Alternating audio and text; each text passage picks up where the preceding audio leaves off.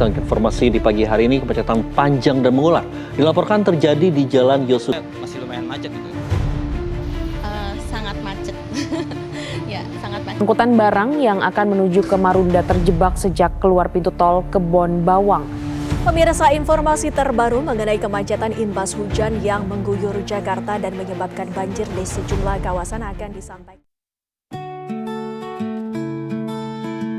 Kota selalu bergerak. Setiap hari jutaan orang berangkat menuju tempat kerja, kampus, atau bertemu keluarga. Namun di tengah aktivitas tersebut, kemacetan seringkali menghambat perjalanan. Yang awalnya hanya beberapa menit, perlahan memicu rasa kesal dan ketegangan. Klakson mulai sering terdengar, kesabaran menipis, dan sebagian orang menunjukkan perilaku yang lebih agresif. Apakah kemacetan hanya menghambat perjalanan? Atau juga psikologis manusia? Kemacetan merupakan salah satu permasalahan yang paling sering ditemui di kawasan perkotaan. Pertumbuhan jumlah kendaraan yang tidak sebanding dengan kapasitas jalan membuat kemacetan menjadi bagian dari kehidupan sehari-hari masyarakat di kota. Banyak orang menghabiskan waktu berjam-jam di jalanan setiap minggunya. Bagi sebagian orang, kemacetan mungkin dianggap sebagai hal yang biasa. Namun sebenarnya, kemacetan dapat memberikan tekanan psikologis yang cukup besar. Tekanan tersebut tidak hanya berasal dari padatnya kendaraan, kebisingan lalu lintas, perbaikan jalan, pengalihan arus, demonstrasi, maupun hambatan-hambatan lainnya yang menyebabkan keterlambatan perjalanan juga dapat menjadi sumber stres bagi pengendara. Terlebih ketika keterlambatan tersebut terjadi pada jam sibuk dan berada di luar kendali individu. Dalam kondisi seperti ini, perjalanan tidak lagi sekedar aktivitas fisik, tetapi juga menjadi pengalaman yang menekan secara psikologis. Saat kemacetan berlangsung lama, berbagai reaksi mulai muncul. Sebagian pengendara menjadi lebih mudah marah. Masih digali-gali. Sebagian lainnya mulai membunyikan klakson berulang kali. Ada yang menyerobot antrean kendaraan.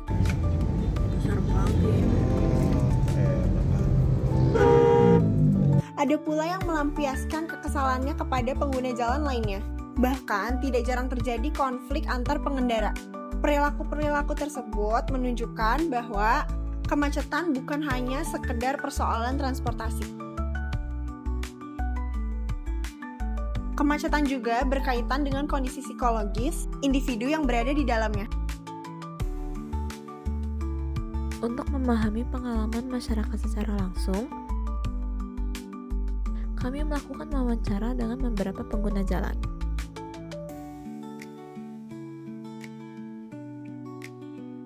Karena aku tinggalnya di Jakarta, jadi tuh tiap hari pasti kena macet.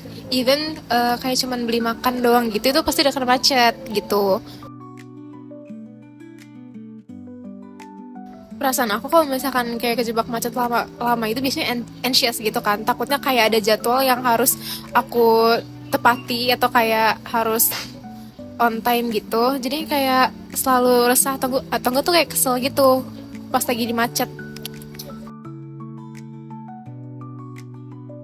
Jujur kalau misalkan lagi kejebak macet gitu, hal yang dipikirin tuh pasti kayak mau cepet-cepet sampai dan kayak aduh ini kapan sih gak macet lagi gitu, karena kan kayak keseringan kejebak macet jadinya kan kayak jenuh gitu gak sih, kayak tiap hari yang ketemu tuh macet lagi gitu.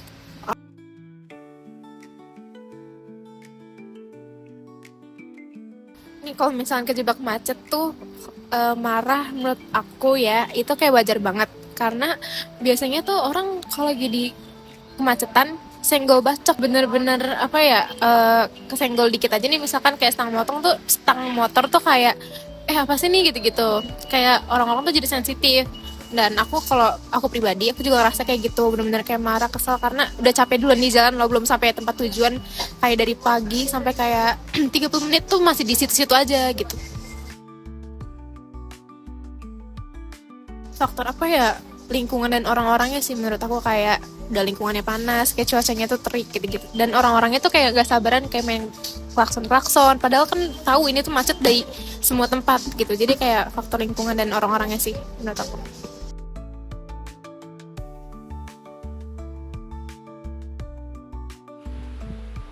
Iya, ya kesal. Gimana ya, kan udah dekat tapi tidak bergerak, ya nanggung gitu loh, dikit lagi nyampe nih tapi macet. Jelas pernah itu saya naik trotoar, naik motor, udah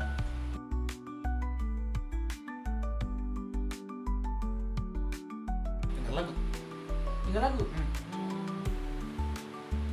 Selain itu ada lagi nggak?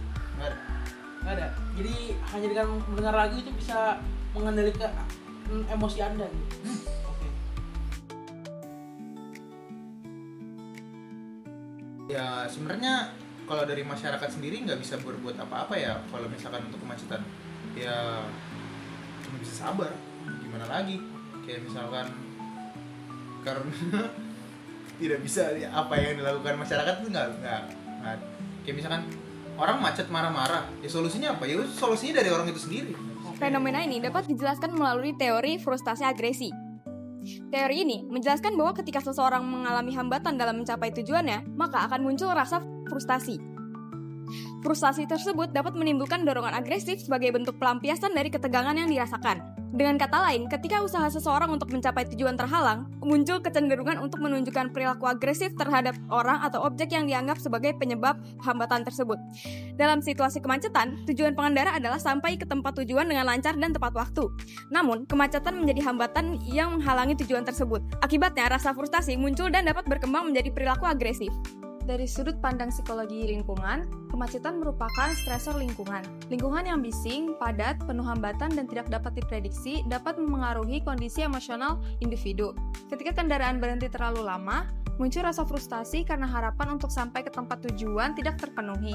Frustasi muncul sebagai respons psikologis ketika individu merasa tidak mampu mengendalikan situasi yang sedang dihadapinya. Sebaliknya, tingkat frustasi dapat menjadi semakin tinggi ketika seseorang merasa dirinya sudah dekat sampai tujuan, namun masih terhambat kemacetan. Situasi tersebut menciptakan ketegangan internal yang menuntut pelepasan. Dalam kondisi ini, sebagian individu menunjukkan perilaku agresif, seperti membunyikan klakson berlebihan, potong antrean, dan melampiaskan kemarahan kepada pengguna jalan. Oleh karena itu, perilaku agresif di jalan tidak selalu muncul karena karakter individu semata, tetapi juga dipengaruhi oleh kondisi lingkungan perkotaan yang penuh tekanan.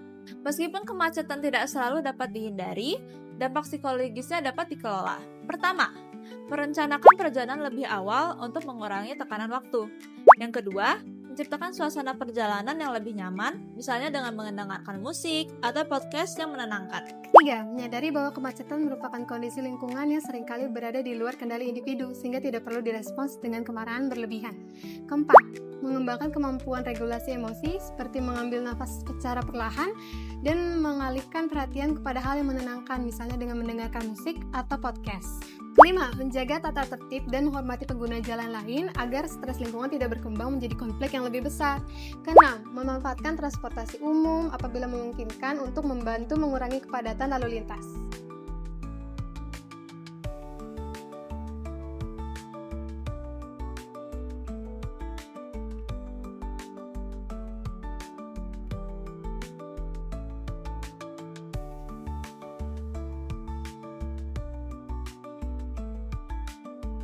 Kemacetan bukan hanya persoalan transportasi. Kemacetan juga merupakan sumber stres kehidupan di perkotaan. Hambatan perjalanan dapat memunculkan frustasi. Dan frustasi dapat memicu perilaku agresif. Fenomena tersebut dijelaskan melalui teori frustasi agresif. Pengalaman masyarakat menunjukkan bahwa dampak psikologis kemacetan nyata terjadi dalam kehidupan sehari-hari. Dengan pengelolaan emosi yang lebih baik dan perilaku yang lebih positif, kita dapat menciptakan lingkungan perkotaan yang lebih nyaman. Karena kota yang sehat bukan hanya tentang jalan yang lancar, tetapi juga tentang masyarakat yang mampu menjaga kesehatan psikologisnya di tengah tekanan kehidupan perkotaan.